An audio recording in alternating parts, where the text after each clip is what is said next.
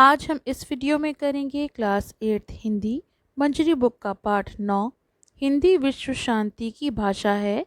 पाठ के प्रश्न अभ्यास। कुछ करने को। इसमें दिए गए प्रश्न विद्यार्थियों को स्वयं करना है। अब आते हैं विचार और कल्पना।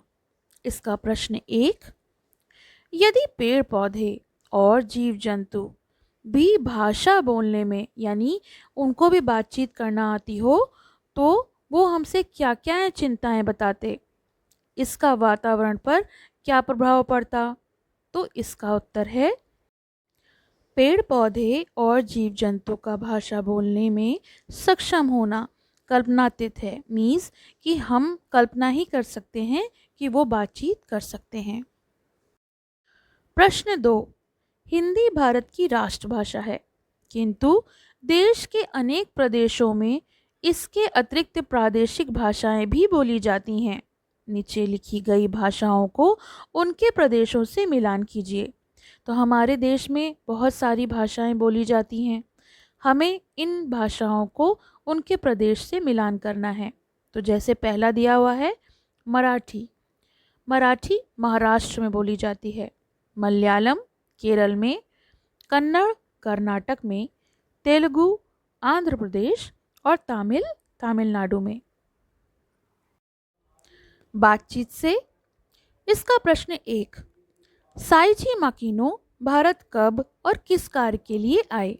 तो इसका उत्तर है साइची माकिनो 36 वर्ष की उम्र में सन 1959 ईस्वी में गांधी जी के सेवाग्राम में पशु चिकित्सक यानी जो पशुओं का इलाज करते हैं उसके रूप में आए। प्रश्न 2, साइची माकिनो ने शांति निकेतन की क्या क्या विशेषताएं बताई हैं? तो इसका उत्तर है शांति निकेतन के प्राकृतिक सौंदर्य ने साइची माकिनो को बहुत ही ज़्यादा प्रभावित किया। शांति निकेतन का परिवेश इतना शांत था, यानी वहाँ का वातावरण इतना शांत था कि पुस्तकालय में बैठे हुए घड़ी की आवाज़ भी सुनी जा सकती थी।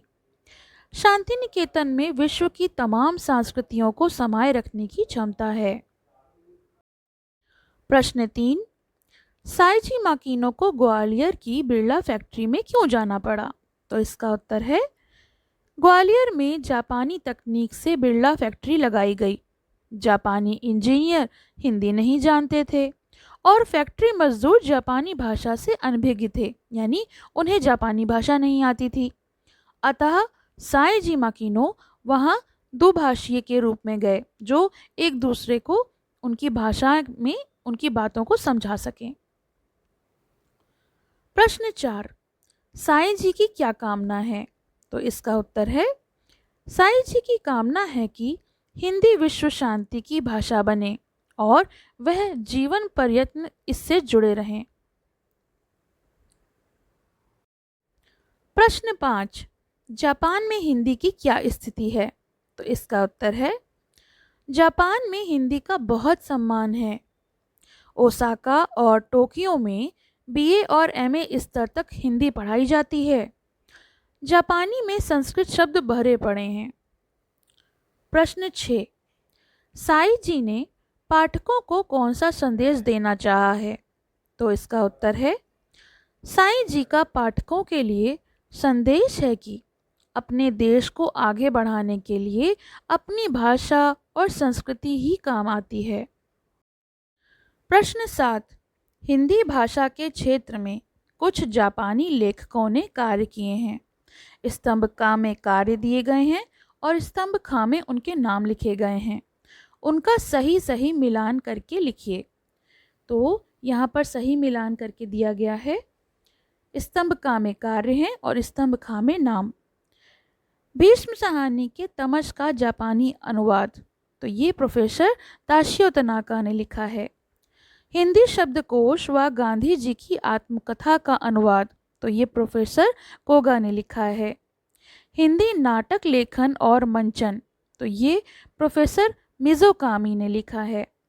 हिंदी साहित्य का काम, प्रोफेसर साकात। टोक्यो विश्वविद्यालय में हिंदी विभाग की स्थापना, प्रोफेसर दोई। और चित्रलेखा का जापानी अनुवाद, तो ये साइजी माकिनो ने अनुवाद किया है। भाषा की बात का प्रश्न 1। भाषा की बात का प्रश्न 1।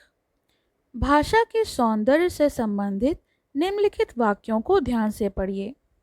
क, समझ नहीं आता कि गुरुदेव के व्यक्तित्व ने वातावरण को इतना सुंदर बना दिया है, या इतने शांत वातावरण ने ही गुरुदेव जैसे महापुरुष की रचना की है।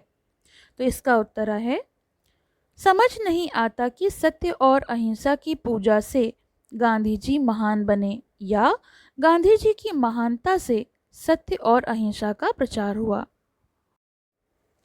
इसका प्रश्न ख, समझ नहीं आता कि आपकी महानता ने आपको इतना सुंदर बना दिया है, या आपकी सुंदरता ने आपको महान बना दिया है। इसी प्रकार से किसी व्यक्ति, वस्तु या स्थान की दो विशेषताओं को लेकर दो वाक्यों की रचना कीजिए। तो इसका उत्तर है, समझ में नहीं आता कि कुतुब मीनार दिल्ली में होने के कारण प्रसिद्ध है, या दिल्ली कुतुब मीनार के होने से प्रसिद्ध है। प्रश्न 2। शांति में निकेतन जोड़कर शांति निकेतन बना है। इसी प्रकार शांति में अन्य शब्दों को जोड़कर 3 नए शब्द बनाइए। तो इसका उत्तर है, शांति दूत, शांति सदन, शांति भवन। भाषा की बात का अंतिम प्रश्न 3। जिस शब्द से क्रिया की विशेषता प्रकट हो उसे क्रिया विशेषण कहते हैं। जैसे क, वह धीरे धीरे टहलता है। ख, पीटी उषा तेज दौड़ती हैं। यहाँ सभी रेखांकित शब्द क्रिया विशेषण हैं, क्योंकि पहले वाक्य में धीरे धीरे क्रिया टहलना की विशेषता बता रही है कि कैसे टहला जा रहा है, और दूसरे वाक्य में तेज शब्द दौड़ने की क्रिया की विशेषता बता रहा है। इसी प्रकार पाठ में आए किन्हीं 4 क्रिया विशेषण शब्दों को छांटकर संबंधित क्रियाओं के साथ लिखिए। तो इसमें पहला है, कार तेज दौड़ती है, वह जोर जोर से पढ़ता है, तुम अधिक बोलते हो, वह सुंदर लिखती है। तो यहाँ इन वाक्यों में 4 क्रिया विशेषणों का प्रयोग करके वाक्य प्रयोग हुआ है। तो ये तो हो गया इस प्रश्न के प्रश्न अभ्यास। आपको कैसे लगे ये कमेंट सेक्शन में ज़रूर बताइए, और इस किताब से जुड़े हुए सभी पाठों की प्लेलिस्ट का लिंक आपको डिस्क्रिप्शन में मिल जाएगा, तो आप वहाँ से देख सकते हैं।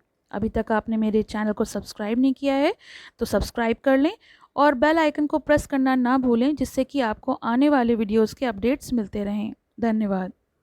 पसंद आया हो तो लाइक करें, शेयर करें और चैनल को सब्सक्राइब करें।